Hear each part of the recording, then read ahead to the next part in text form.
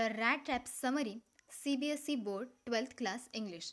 Hello everyone, welcome to Grow With All. So आज से हम शुरू करने जा रहे हैं आपका जो सीबीएसई का सिलेबस है 12th क्लास का इंग्लिश का पूरा सिलेबस। हम यहाँ पे बहुत ही अच्छे वे में, बहुत ही ईजीएस्ट और सिंपलेस्ट वे में यहाँ पे हम कवर करने जा रहे हैं। तो आप ये सीरीज़ प्लीज़ फॉलो कर दीजिए क्योंकि इससे आपको बहुत ज़्यादा बेनिफिट मिलने वाले हैं। हम काफ़ी ज़्यादा मज़ेदार वे में ये पूरा आपका इंग्लिश का सिलेबस कवर करेंगे। इसी प्रकार हम आपके पोएट्री सेक्शन भी कवर करने वाले हैं। तो अभी के अभी आप चैनल को सब्सक्राइब कर दो और बेल बटन भी दबाना मत भूलिएगा क्योंकि जब मैं वीडियो अपलोड कर दूंगी तो सबसे पहले उसकी नोटिफिकेशन आपको ये आ जाएगी। तो चलिए, हमारा जो आज का चैप्टर है द रैट ट्रैप, इसकी समरी हम बहुत ही ईजी वे में आज सीखेंगे। तो चलो, तो बच्चों देखो कि ये कहानी एक चूहेदानी विक्रेता की कहानी है। यानी एक ऐसा आदमी जो चूहे की यानी जो रैट ट्रैप होता है उसको बेचता है और वो उसी में अपना जो जीवन है वो व्यतीत करता है। तो आप तो आप इससे अंदाज लगा सकते हो दोस्तों कि ये कहानी किसी बड़े अमीर व्यक्ति की नहीं है बल्कि एक चूहेदानी विक्रेता यानी एक गरीब व्यक्ति की कहानी है जो कि खुद को मतलब खुद का पेट पालने के लिए ऐसे छोटे मोटे काम करता रहता है। लेकिन ये जो आदमी है वो बहुत ही गरीब है क्योंकि उसका व्यवसाय बिल्कुल भी लाभदायक नहीं है। उसे अपने आप को जीवित रखने के लिए कभी कभार भीख भी मांगनी पड़ती थी और कभी कभार चोरी भी करनी पड़ती थी। उसके आंखों में हमें भूख अच्छे से दिखाई दे जा सकती है। उसका जीवन पूरी तरीके से उदास नीरस था।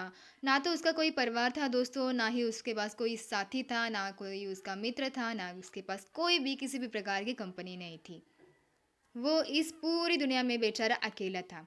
तो ऐसे ही कभी कभार वो क्या करता था, तो ऐसे ही वो अकेले होने के कारण अपने विचारों में, अपने ख्यालों में खो जाया करता था। तो उसको एक बार क्या ख्याल आता है, वो सोचने लग जाता है कि पूरी दुनिया जो है वो भी एक बड़े चूहेदानी के अलावा कुछ नहीं है। ये लोगों को धन, खुशियाँ, आश्रय, भोजन, गर्मी तथा कपड़ों की पेशकश करती है। और ठीक जिस प्रकार चूहे को पनीर या फिर सूअर का मांस दे दिया जाता है और जैसे ही चूहा अंदर आ जाता है और वो अपने जाल में फंस जाता है, उसी प्रकार ये जो दुनिया है ये हमें धन, खुशियाँ, आश्रय, भोजन, गर्मी तथा कपड़ों की पेशकश दी जाती है और उस प्रकार ये हमें दुख की ओर ले जाती है। यानी कि ये दुनिया भी एक चूहेदानी के रूप में ही वो उसको देखता है जहाँ पे हम सारे लोग इन भौतिक सुविधाओं में फंस जाते हैं। तो ऐसे ही उसका दिन शुरू होता था और रात कब आ जाती थी उसको पता ही नहीं चलता था दोस्तों। ऐसे ही उसकी ज़िंदगी कटती रहती है। जैसे हमने इन्हें आपको पहले ही बता दिया दोस्तों कि उसके पास कोई घर नहीं था, तो उसके लिए उसको क्या करना पड़ता था कि हर रात किसी के यहाँ पे आश्रय के लिए मांग करनी पड़ती थी, किसी को प्लीड करना पड़ता था। तो एक बार क्या हुआ, एक काफ़ी अंधेरी शाम थी यानी कि रात थी, तो उसने आश्रय मांगने के लिए एक घर का दरवाज़ा खटखटाया। तो उस घर का जो मालिक था वो काफ़ी ज़्यादा बूढ़ा व्यक्ति था, उसके पास भी कोई अपना परिवार, पत्नी तथा बच्चे कुछ नहीं थे। उसने भी क्या सोचा कि अकेले बनने में चलो किसी से बात करने के लिए कोई मिल तो गया, मित्र मिल गया, ऐसे सोच के उसने, जो बूढ़ा व्यक्ति है उन्होंने अपने घर में इस जो हमारा पेडलर जिसका नाम है जो कि चूहेदानी विक्रेता था जिसका नाम पेडलर है, याद रखो, उसको आश्रय दे दी। उसने सिर्फ आश्रय ही नहीं बल्कि उसको खाने के लिए, सोने के लिए सामान भी दे दिया। मतलब उसने अपने मेहमान की काफ़ी अच्छे से खातिरदारी की और वो दोनों बातें करने लगे। तो बातों बातों में ही उस बूढ़े व्यक्ति ने हमारे पेडलर को क्या बताया कि उसने गाय के दूध को बेचकर 30 क्रोनर प्राप्त किए हैं। तो हमारे पेडलर के दिमाग में कुछ और ही चीज़ें चलने लगी। अगले ही दिन, अगली सुबह क्या हुआ कि यह जो बूढ़ा व्यक्ति यानी जो क्रॉफ्टर था वो किसी कारणवश, अपने कारणवश वो क्या किया, उसने जल्दी उठा, वो चला गया। लेकिन हमारा पेडलर उसके बाद उठा और उसने क्या किया कि जो बूढ़ा व्यक्ति जिन्होंने अपने गाय के दूध को बेचकर जो 30 क्रोनर प्राप्त किए थे उसने वो चुरा लिए और उसने, वो जो हमारा पेडलर था वो वहाँ से चला गया चोरी करके। लेकिन इस बार उसने जंगल का रास्ता चुना। वो एक बड़े से जंगल में घुस गया। वो जंगल के अंत तक आए बिना चलते रहा। वो जंगल काफ़ी ज़्यादा घना था। वो अपने आप के दिमाग पर बहुत ज़्यादा खुश था, लेकिन ये खुशी ज़्यादा देर टिक नहीं पाई क्योंकि क्या हुआ कि ये जो जंगल था उसने कुछ ही समय में अपने आप को उस जंगल में फंसा पाया। मतलब वो बहुत ही बुरी तरीके से वो जंगल में फंस गया था। पूरा जंगल उसे एक अभेद्य जेल के स्वरूप में लग रहा था, जिसे वो कभी भी नहीं बच सकता था, जिसे वो कभी भी तोड़ भी नहीं सकता था। तो वो काफ़ी ज़्यादा फिर से निराश हो गया, उदास हो गया और काफ़ी थक भी गया और वहीं पे ज़मीन पे गिर गया। दोस्तों, एक कहावत है कि डूबने वाले को तिनके का सहारा भी काफ़ी होता है। ठीक उसी प्रकार इसके साथ क्या हुआ कि उसने एक हथौड़ी की आवाज़ सुनी और वो उसने क्या किया, उसी वक्त अपनी सारी ताकत बुनवा ली और उठकर आवाज़ की दिशा में चलता गया। फिर वो चलते चलते एक लोहा की भट्टी के पास पहुंच गया, जहाँ पे उस भट्टी का मालिक भी था। तो वहाँ पर जाकर पेडलर ने उसके लिए आश्रय की मांग की। तो फिर आयरन मास्टर ने देखा कि काफ़ी ज़्यादा गंदे कपड़ों में एक गरीब व्यक्ति है, तो उसको दया आ गई और उसने ये भी समझ लिया कि ये मेरा पुराना दोस्त है, तो वो आश्रय देने के लिए उसको वो राज़ी हो गया, तैयार हो गया। फिर आयरन मास्टर की जो बेटी थी जिसका नाम एडला है, उसने हमारे पेडलर को क्रिसमस बिताने के लिए इनवाइट कर दिया। पेडलर ने फिर उसको ना बोला, क्योंकि पकड़े जाने के डर से उसको एक डर था उसके दिल में कि वो पकड़ा ना जाए। उसने 30 करोड़ चोरी किए थे।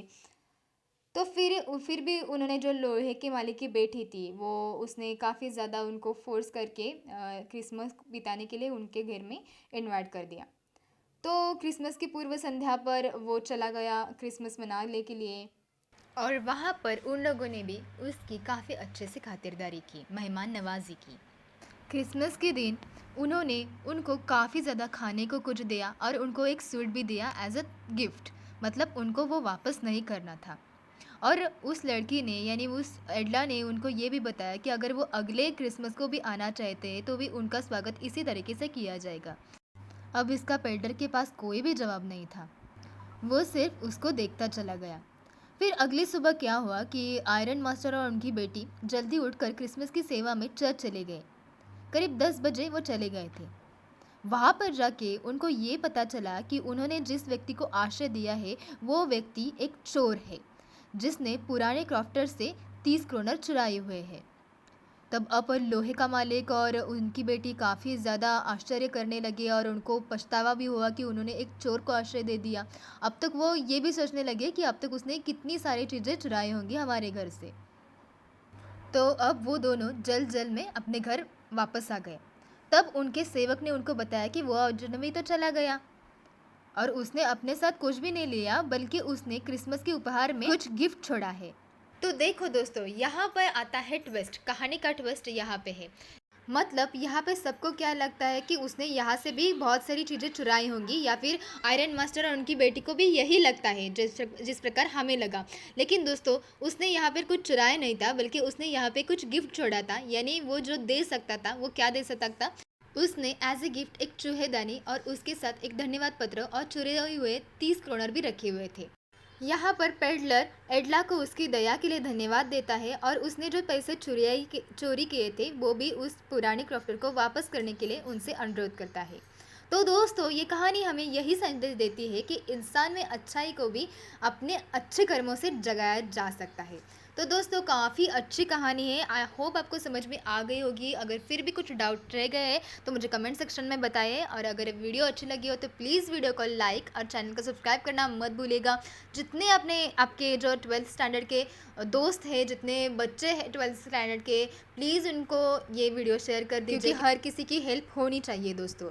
तो चलिए मिलते हैं अगली वीडियो में, तब तक आप स्टडी करते रहिए।